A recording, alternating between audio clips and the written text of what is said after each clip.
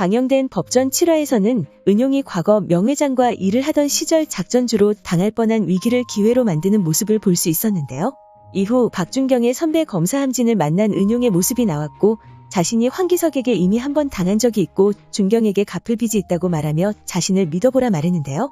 그런 그녀의 말에 아무런 말도 하지 않는 은용의 모습을 함께 볼 수 있었죠. 그리고 이번에도 함진의 계획을 막는 황기석의 모습이 나왔는데요.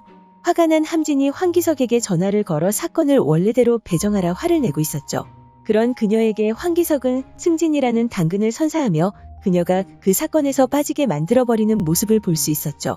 한편 한 달 만에 은용을 찾아간 홍한나는 박준경이 아직 깨어나지 못했다는 사실을 전했고 은용은 그녀에게 탐욕이 가득한 교도관을 이용해 작업을 하자고 제안하는데요.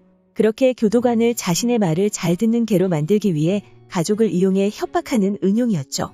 그리고 명회장을 걱정하는 황기석이 사고를 치지 말라고 말하자 명회장은 자신도 떳떳한 금융인이라며 걱정 말라고 말했는데요. 하지만 본격적으로 정치기를 거르려는 황기석에게 명회장이 약점이 될 수 있다는 말을 듣게 되는 장면을 확인할 수 있었죠.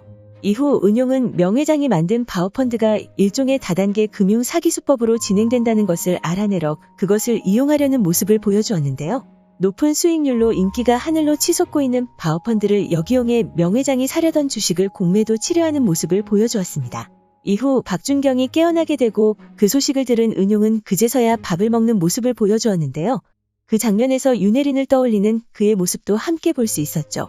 그리고 홍한나 장태춘과 함께 함진을 찾아간 박준경은 그곳에서 은용과 마주치게 되고 네 사람은 명회장을 몰락시킬 계획을 짜기 위해 회의실로 모였는데요. 은용은 그들에게 명회장이 주가 조작을 하고 있다는 사실을 말하며 왜 이 자리에 그들을 모은 것이냐는 장태춘의 물음에 명회장을 꺾기 위해서는 더 믿을 만한 팀을 꾸려야 한다고 말했죠.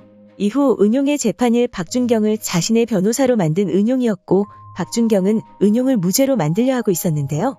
그리고 은용이 건넨 문서를 보고 명회장의 주가 조작 사실을 알게 된 황기석은 명회장을 찾아갔고 은용의 계획을 알게 된 명회장은 남은 돈을 회수하기 위해 자신의 주식을 팔려고 했죠. 그런 그를 막아선 황기석은 명회장에게 분노를 쏟아냈고 명회장에게 뺨을 맞은 황기석은 알아서 수습하라는 말을 건네고 은용을 만나는 모습을 보여주었는데요. 은용은 주가 조작을 왜 자신에게 먼저 알려주었냐는 황기석의 물음에 자신과 거래를 하자고 말했죠. 그리고 황기석에게 명회장의 재산을 모두 아내 명의로 돌려주겠다는 솔깃한 제안을 건네며 7화가 마무리되었습니다. 이후 예고에서는 정직을 마치고 업무에 복귀하는 장태준의 모습이 나왔고 특수단 첫 번째 사건으로 증권사 과장 하나 잡겠다는 것이냐고 말하는 황기석의 모습이 나왔는데요. 아마도 명회장 사건으로 인해 새로운 팀이 꾸려진 것으로 보이죠. 그리고 박준경은 이진호를 잡아 여기서 벗어나려면 쓸모있는 이야기를 하라고 말했는데요. 그렇게 약을 이용해 이진호에게서 명회장의 약점을 알아내려는 것이라 생각됩니다.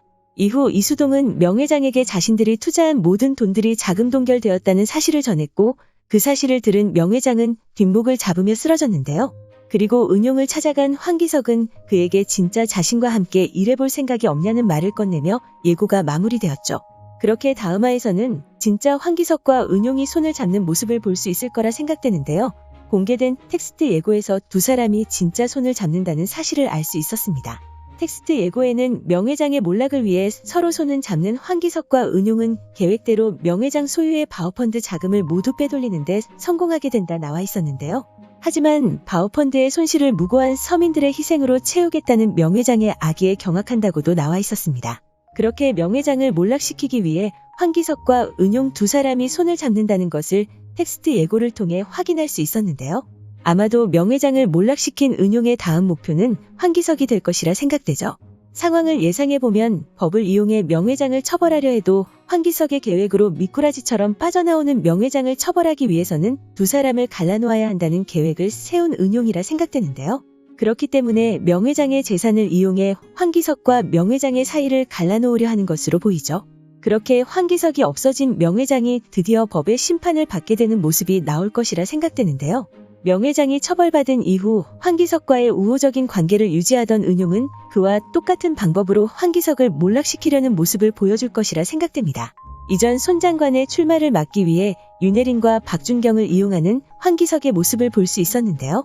정치의 뜻을 보이는 황기석을 똑같은 방법으로 그의 출마를 막고 이후 그의 악행으로 법의 처벌을 받게 하는 내용으로 전개될 것이라 생각되죠. 그렇게 결국 마지막에는 명 회장과 황기성 모두 법의 심판을 받는 모습을 볼 수 있을 것으로 보이는데요. 과연 은용은 언제 황기석의 뒤통수를 치는 모습을 보여주게 될까요? 오늘 준비한 영상은 여기까지입니다. 시청해주셔서 감사합니다.